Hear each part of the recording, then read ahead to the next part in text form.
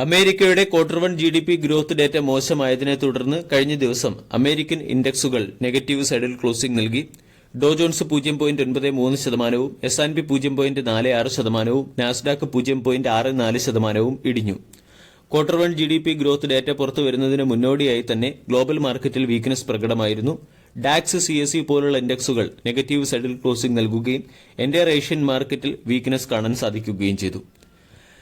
2.4% GDP growth പ്രതീക്ഷിച്ചെടുത്ത് 1.6% GDP ഗ്രോത്താണ് quarter 1 American എക്കോണമിക്ക് നൽകാൻ സാധിച്ചത്. ഇതിന്റെ ഡയറക്റ്റ് ഇമ്പാക്ട് കഴിഞ്ഞ ട്രേഡിംഗ് സെഷനിൽ മാർക്കറ്റിൽ പ്രതിഫലിക്കുകയും ചെയ്തു. കൂടാതെ അമേരിക്കയുടെ കൺസ്യൂമർ പ്രൈസിലും ഗണ്യമായ വർധനവുണ്ടായിട്ടുണ്ട്. കഴിഞ്ഞ ക്വാർട്ടറുമായി താരതമ്യപ്പെടുത്തുമ്പോൾ കൺസ്യൂമർ പ്രൈസ് 1.8% വർദ്ധിച്ച് 3.4%ലേക്ക് ഉയർന്നു. ടെക് സ്റ്റോക്കുകളിലും കഴിഞ്ഞ ദിവസം സെല്ലിംഗ് പ്രഷർ പ്രകടമായിരുന്നു. മെറ്റ എന്ന കമ്പനിയുടെ ക്വാർട്ടർലി റിസൾട്ട് മോശമാവുകയും മാർക്കറ്റ് എസ്റ്റിമേഷനെ മീറ്റ് ചെയ്യാൻ സാധിക്കാതെ വരികയും ചെയ്തതിന്റെ പശ്ചാത്തലത്തിൽ പ്രീ മാർക്കറ്റിൽ മെറ്റ 15%-ഓളം ഇടിയുകയും ലൈവ് മാർക്കറ്റിൽ സ്റ്റോക്ക് 11%-ഓളം ഇടിയുകയും ചെയ്തു. GDP ഗ്രോത്ത് ഡേറ്റ മോശമാവുകയും ഇൻഫ്ലേഷൻ ഉയരുകയും ചെയ്തതിന്റെ ഇമ്പാക്ട് ഫെഡിന്റെ ഇൻട്രസ്റ്റ് റേറ്റ് കട്ട് അനൗൺസ്മെന്റിനെ ആയിരിക്കും ബാധിക്കുക. മുമ്പ് ഒട്ടുമിക്ക ട്രേഡേഴ്സും ജൂൺ മാസത്തിൽ ഇൻട്രസ്റ്റ് റേറ്റ് കട്ട് ഉണ്ടാകുമെന്നാണ് പ്രതീക്ഷിച്ചത്. പക്ഷേ ഇപ്പോൾ പുറത്തുവരുന്ന ഡേറ്റ സൂചിപ്പിക്കുന്നത് ജൂൺ മാസത്തിലല്ല, മറിച്ച് ഡിസംബർ മാസത്തിലായിരിക്കും ഇൻട്രസ്റ്റ് റേറ്റ് കട്ട് വരാനുള്ള സാധ്യത. GDP ഗ്രോത്ത് എസ്റ്റിമേറ്റ് മോശമായി. കൂടാതെ ഇൻഫ്ലേഷൻ ഉയരുകയും പേഴ്സണൽ കൺസപ്ഷൻ എക്സ്പെൻഡിച്ചറിൽ 1.6%-ഓളം വളർച്ച ഇയർ ഓൺ ഇയറിൽ ഉണ്ടാവുകയും ചെയ്തു. ഇതെല്ലാം അമേരിക്കയുടെ ഇൻട്രസ്റ്റ് റേറ്റ് കട്ടിനെ പ്രതികൂലമായി ബാധിക്കാനുള്ള സാധ്യത കൂടുതലാണ്. ഇവിടെ ഇൻട്രസ്റ്റ് റേറ്റ് കട്ടിനെ പ്രതികൂലമായി ബാധിക്കാനുള്ള സാധ്യതയുള്ളതുകൊണ്ടാകാം US ട്രഷറി യീൽഡും ഗണ്യമായി ഉയർന്നു. 10 വർഷത്തെയും 30 വർഷത്തെയും US ബോണ്ട് യീൽഡ് ഈ വർഷത്തെ ഏറ്റവും ഉയർന്ന നിരക്കിലേക്ക് എത്തുകയും ചെയ്തു. ഇൻട്രസ്റ്റ് റേറ്റ് കട്ട് നീണ്ടുപോകുന്നത് ഇന്ത്യൻ മാർക്കറ്റിനെ സംബന്ധിക്കുന്ന ഒരു നെഗറ്റീവ് അപ്ഡേറ്റ് കൂടി. ഇന്നത്തെ ട്രേഡിംഗ് സെഷനിൽ പോസിറ്റീവ് സ്റ്റോക്ക് സ്പെസിഫിക് ആക്ഷൻ വരാൻ സാധ്യതയുള്ള 2 സ്റ്റോക്കുകളെ പരിചയപ്പെടാം. ഒന്നാമത്തേത് ഇൻഡസ്ഇൻഡ് ബാങ്ക്. ഇൻഡസ്ഇൻഡ് ബാങ്ക് കഴിഞ്ഞ ദിവസം 1.5% ഉയർന്ന് 1496-അടുത്തായിട്ടാണ് ക്ലോസിംഗ് നൽകിയത്. 1.17 ലക്ഷം കോടി രൂപയുടെ മാർക്കറ്റ് ക്യാപ്പുള്ള കമ്പനിയുടെ വാല്യൂഷൻ 13.42, ഡിവിഡൻഡ് യീൽഡ് 1%-അടുത്ത്.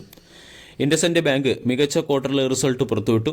ഈ ക്വാർട്ടർലി റിസൾട്ടിന് മുകളിലുള്ള മാർക്കറ്റ് റിയാക്ഷൻ പോസിറ്റീവ് ആകാനാണ് സാധ്യത കൂടുതൽ. അനലിസ്റ്റ് ഏകദേശം 2400 കോടി രൂപയുടെ പ്രോഫിറ്റ് ഇൻഡസ്ഇൻഡ് ബാങ്കിൽ നിന്നും പ്രതീക്ഷിച്ചു. 2349 കോടി രൂപയുടെ പ്രോഫിറ്റാണ് കമ്പനി റെക്കോർഡ് ചെയ്തത്. ഇയർ ഓൺ ഇയറിൽ പ്രോഫിറ്റിൽ 15%-ഓളം വർധനവുണ്ടാവുകയും ചെയ്തു. കമ്പനിയുടെ അല്ലെങ്കിൽ ഇൻഡസ്ഇൻഡ് ബാങ്കിന്റെ income from investment 27% year on ഇയറിൽ വർദ്ധിച്ച് 1653 കോടിയായി മാറി. അതർ ഇൻകം 16.4% വർദ്ധിച്ച് 2508 കോടിയായി മാറി. Non banking activities, fee, earning from foreign exchange, derivative transaction എന്നിവയാണ് അതർ ഇൻകത്തിൽ ഉൾപ്പെടുന്നത്. കൂടാതെ ഇൻഡസ്ഇൻഡ് ബാങ്കിന്റെ net interest income 15.1% year on ഇയറിൽ വർദ്ധിച്ച് 5377 കോടിയായി മാറി. കഴിഞ്ഞ വർഷം ഏകദേശം 4669 കോടിയായിരുന്നു net interest income. Net interest ഇൻകത്തിൽ 15%-ഓളം വർധനവുണ്ടായിട്ടുണ്ട്. നെറ്റ് പ്രോഫിറ്റ് 14.9% വർദ്ധിച്ച് 2349 കോടിയായി മാറി. ഗ്രോസ് NPA ഫ്ലാറ്റും നെറ്റ് NPA ഫ്ലാറ്റുമായി തുടരുന്നതാണ് ഇൻഡസ്ഇൻഡ് ബാങ്കിന്റെ ക്വാർട്ടർലി റിസൾട്ടിലെ പ്രധാന ഹൈലൈറ്റ്. ബാങ്കിന്റെ ഡെപ്പോസിറ്റ് 14% വർദ്ധിച്ച് 3.36 ലക്ഷത്തിൽ നിന്നും 3.84 ലക്ഷത്തിലേക്ക് ഉയർന്നിട്ടുണ്ട്. ഡെപ്പോസിറ്റിൽ 16 മുതൽ 19%-ഓളം വളർച്ച ബാങ്കിന് കൈവരിക്കാൻ സാധിക്കുകയും ചെയ്തു. ബാങ്കിന്റെ കാസ റേഷ്യോ 38%-അടുത്ത് മെയിൻറ്റെയിൻ ചെയ്യുന്നു.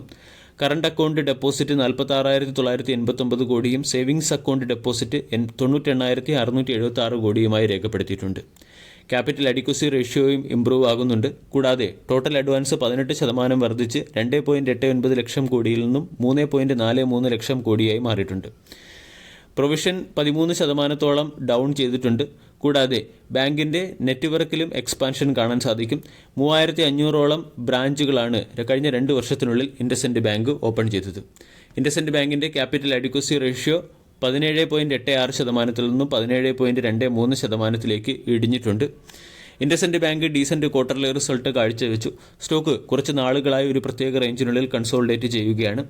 1450-ന്റെ സപ്പോർട്ടും 1580-ന്റെ റെസിസ്റ്റൻസുമാണ് സ്റ്റോക്കിനുള്ളത്. ഇപ്രാവശ്യം 1550-ന്റെ റെസിസ്റ്റൻസ് ബ്രേക്ക് ചെയ്യുകയാണെങ്കിൽ 1600, 1650, 1700 തുടങ്ങിയ ലെവലുകളിലേക്ക് സ്റ്റോക്ക് ഉയരാൻ സാധ്യതയുണ്ട്. 1450 സ്റ്റോക്കിന്റെ സ്ട്രോങ് സപ്പോർട്ടായി പ്രവർത്തിക്കും. തുടർച്ചയായി അപ്പർ സർക്യൂട്ടിൽ തുടരുകയും ഡീസന്റ് പെർഫോമൻസ് കാഴ്ചവെക്കുകയും ചെയ്ത KPI ഗ്രീൻ എനർജിയാണ് മറ്റൊരു സ്റ്റോക്ക്. KPI ഗ്രീൻ എനർജി കഴിഞ്ഞ ദിവസവും 5% ഉയർന്ന് 2109 ക്ലോസിംഗ് നൽകി.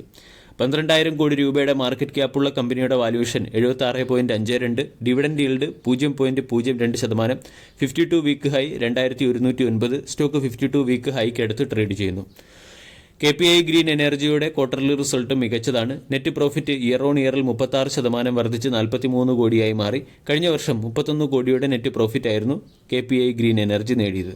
ടോട്ടൽ എനർജി 184 കോടിയിൽ നിന്നും 292 കോടിയായി മാറി. കൺസോളിഡേറ്റഡ് നെറ്റ് പ്രോഫിറ്റ് 109 കോടിയിൽ നിന്നും 163. Consolidated net profit for the entire financial year 109 കോടിയിൽ നിന്നും 161 കോടിയായി ഉയരുകയും ചെയ്തു. ക്വാർട്ടർലി റിസൾട്ടിനോടനുബന്ധിച്ച് 20 പൈസ പെർ ഷെയർ എന്ന റേറ്റിൽ കമ്പനി ഡിവിഡൻഡ് പ്രഖ്യാപിച്ചിട്ടുണ്ട്. KPI ഗ്രീൻ അത്ര വലിയ ഡിവിഡൻഡൊന്നും നൽകാത്ത ഒരു ഹൈ ഗ്രോത്ത് സ്റ്റോക്കാണ്. കൂടാതെ ഗ്രോത്തിനെ ഏകദേശം ജസ്റ്റിഫൈ ചെയ്യുന്ന രീതിയിലുള്ള ഒരു ക്വാർട്ടർലി റിസൾട്ട് കമ്പനിക്ക് പുറത്തുവിടാനും സാധിച്ചു. അതുകൊണ്ട് KPI ഗ്രീൻ എനർജി എന്ന സ്റ്റോക്കിനെയും ഇന്നത്തെ ട്രേഡിംഗ് സെഷനിൽ ശ്രദ്ധിക്കാവുന്നതാണ്. KPI ഗ്രീൻ എനർജി എന്ന സ്റ്റോക്ക് 1500 കൺസോൾട്ടേറ്റ് ചെയ്തപ്പോൾ അല്ലെങ്കിൽ 1500 എന്ന ലെവൽ റീടെസ്റ്റ് ചെയ്തപ്പോൾ നമ്മൾ ഈ സ്റ്റോക്കിലെ ഇൻവെസ്റ്റിംഗ് ഓപ്പർച്യൂണിറ്റിയെക്കുറിച്ച് ഡിസ്കസ് ചെയ്തതാണ്. അതിനുശേഷം സ്റ്റോക്ക് 1850 മുകളിൽ ബ്രേക്കൗട്ട് നൽകി 2100 ട്രേഡ് ചെയ്യുന്നു. ഇനി സ്റ്റോക്ക് 1880, 1900 തുടങ്ങിയ ബ്രേക്കൗട്ട് സോണിനെ റീടെസ്റ്റ് ചെയ്യുകയാണെങ്കിൽ അവിടെ സ്റ്റോക്കിലെ ഇൻവെസ്റ്റ്മെന്റ് ഓപ്പർച്യൂണിറ്റിയെക്കുറിച്ച് പരിഗണിക്കാവുന്നതാണ്. വീഡിയോ എല്ലാവർക്കും ഇഷ്ടമായി എന്ന് വിശ്വസിക്കുന്നു. താങ്ക്